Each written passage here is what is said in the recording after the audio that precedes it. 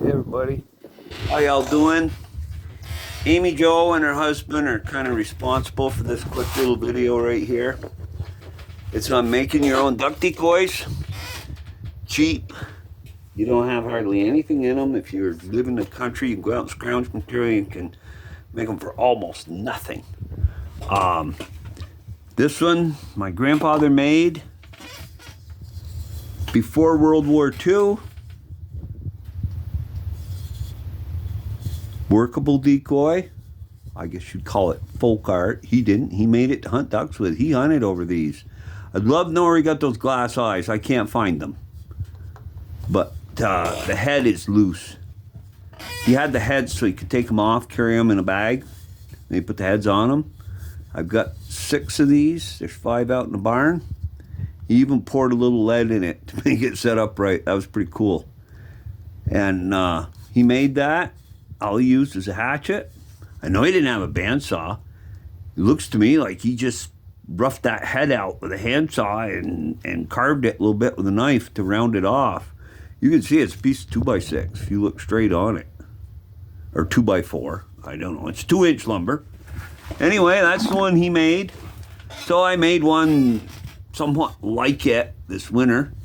All those are is you take a block of cedar, just right off the tree, that, split it in half, like that. Bark will come off, peel the bark off.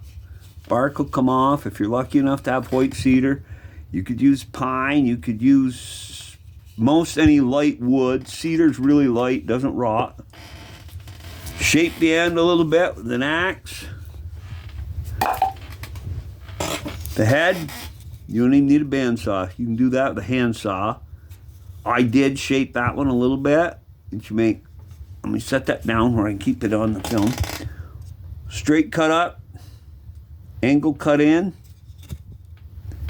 angle cut up, little angle cut, straight down. Take your knife, shape it up, attach it to this. You can do it with a drill and a piece of branch. Do it with glue, do it with a screw if you want them, whatever. And you got a decoy that floats.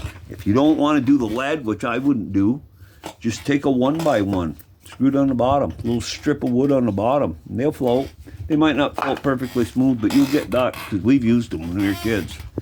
There's a mallard I just made and painted out of that style. It would be folk art. I just did it for the fun of it because I hadn't done one in a long time. When I was a kid, that's what we used. They work. They weren't even painted that pretty, trust me. We just had black and white paint and mixed a little white with the black, made gray, so you had 3 colors and thought we were real artists. There's a little blue wing teal I just made and painted up. You know, you can even get fancier if you want to. You can go all the way to that. That's just a block of cedar, a sharp knife, sandpaper.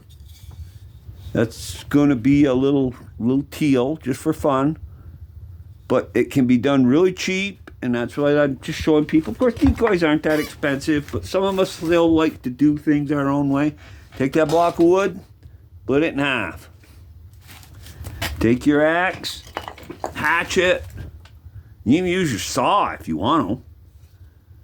Taper it down, get a knife, scrape it up, scrape it off with something. You draw a knife if you want to, whatever.